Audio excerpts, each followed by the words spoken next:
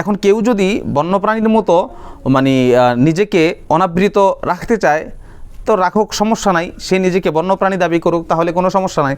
কিন্তু একজন মানুষ, সুস্থ সবল সুস্থ মস্তিষ্কের মানুষ নিজেকে সামাজিক জীব দাবি করে সমাজ যেই শালীনতা নিয়ে চলাফেরা করে, যদি সেই শালীনতার বিরুদ্ধে গিয়ে তিনি তার স্বাধীনতা চান, পোশাকের স্বাধীনতা চান, তাহলে আমি মনে করি এটা বোকামি ছাড়া আদৌ কিছু নয়। আসসালামু আলাইকুম রহমতুল্লাহি ওয়া বারাকাতুহু। প্রিয় দর্শক, আশা করি সবাই ভালো আছেন। আজকে আপনাদেরকে যে বিষয়টি নিয়ে কথা বলবো, সেই বিষয়টি নিয়ে কথা বলার পূর্বে প্রথমে আপনাদেরকে এখানে একটি ছোট ভিডিও ক্লিপ দেখাতে চাই, তারপরে আমি আপনাদের সামনে কথা বলা শুরু করব। আপনারা প্রথমে মনোযোগ সহকারে এই ভদ্র মহিলার কথাগুলো শুনুন। নিজস্ব পোশাকের স্বাধীনতা আমার থাকতেই পারে। স্বাধীন বাংলাদেশে এতটাই স্বাধীনতা আমাদের থাকা উচিত যে আমরা কে কি পোশাক পরবো সেটা নিয়ে অন্য কারো মন্তব্য অবশ্যই আমাদেরকে সইতে হবে না। আশা করি আপনারা তার কথাগুলো মনোযোগ দিয়ে শ্রবণ করেছেন।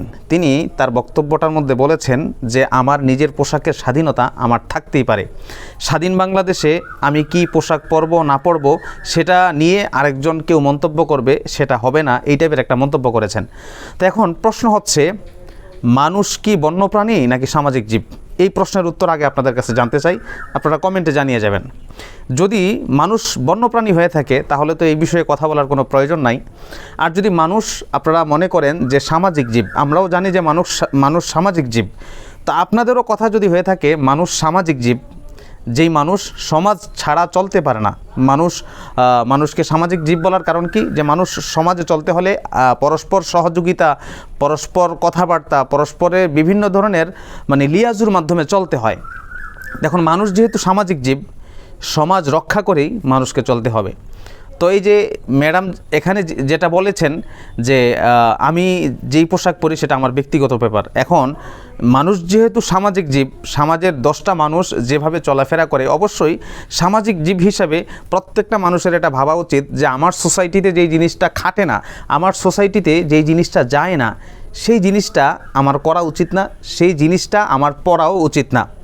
তো এখন সোসাইটি চাচ্ছে, সোসাইটি হচ্ছে 90% মুসলমান। এখন সোসাইটি চাচ্ছে যে আমি শালীন পোশাক পরি, তুমি শালীন পোশাক পরো, তুমি এমন পোশাক পরো না যে পোশাকের কারণে তোমাকে বন্যপ্রাণীর মতো মনে হয়, তাহলে মানুষ তো সমালোচনা করবেই। তো এখন কেউ যদি বন্যপ্রাণীর মতো নিজেকে অনাবৃত রাখতে চায় তো রাখুক, সমস্যা নাই। সে নিজেকে বন্যপ্রাণী দাবি করুক, তাহলে কোনো সমস্যা নাই। কিন্তু একজন মানুষ, সুস্থ সবল সুস্থ মস্তিষ্কের মানুষ নিজেকে সামাজিক জীব দাবি করে সমাজ যেই শালীনতা নিয়ে চলাফেরা করে, যদি সেই শালীনতার বিরুদ্ধে গিয়ে তিনি তার স্বাধীনতা চান, পোশাকের স্বাধীনতা চান, তাহলে আমি মনে করি এটা বোকামি ছাড়া আদৌ কিছু নয়। প্রিয় দর্শক, এই যে সামাজিক জীব মানুষ সমাজ রক্ষা করেই চলবে, এটাই হচ্ছে স্বাভাবিক বিষয়। আপনারা কি এই যে যারা পোশাকের স্বাধীনতার কথা বলে, তাদেরকে কি কখনো আপনারা এই কথা বলেছেন যে তোমরা কি সামাজিক জীব না? তোমরা যদি সামাজিক জীব হয়ে থাকো তাহলে সমাজ যেভাবে চলছে তোমরা সেভাবে চলো, সমাজ বহির্ভূত কর্মকাণ্ড কেন করছো? এই ম্যাডাম যে বক্তব্য দিয়েছেন, আমার মনে হয় যে এই বক্তব্যটা তিনি এরকম একটা পোশাক পরেছিলেন, ড্রেস আপ করেছিলেন, যে ড্রেস আপের কারণে তার কটূক্তির শিকার হতে হয়েছে এবং তাকে বিভিন্ন রোস্টিংয়ের শিকার হতে হয়েছে। তো সেই রোস্টিংয়ের শিকারের বশবর্তী হয়ে সাংবাদিকদের সামনে তিনি এমনটাই উত্তর দিয়েছেন। অথচ তিনি এতটুকু ভাবলেন না যে আমার সোসাইটির মানুষ কেন আমাকে নিয়ে সমালোচনা করছে। অবশ্যই হয়তো আমি সোসাইটির বিপরীতে এরকম কিছু প্রেজেন্ট করেছি বা এরকম কিছু শো আপ করেছি আমার বডিতে, যেটা আমার সোসাইটির সাথে যায় না, এজন্য হয়তো তারা আমার ব্যাপারে এরকম মন্তব্য করছে। এই কমন সেন্সটুকু যদি থাকে তাহলে আশা করি তিনি এরকম মন্তব্য করতে পারেন না। তো যাই হোক, এই ভদ্রমহিলার বক্তব্য এবং আমার কথাগুলো যাচাই বাছাই করে আপনাদের কাছে কি মনে হয় যে সামাজিক জীব মানুষের কি এরকমভাবে চলাফেরা করা উচিত যেরকমভাবে বন্য প্রাণী বা বন্য জিনিসপত্র চলাফেরা করে?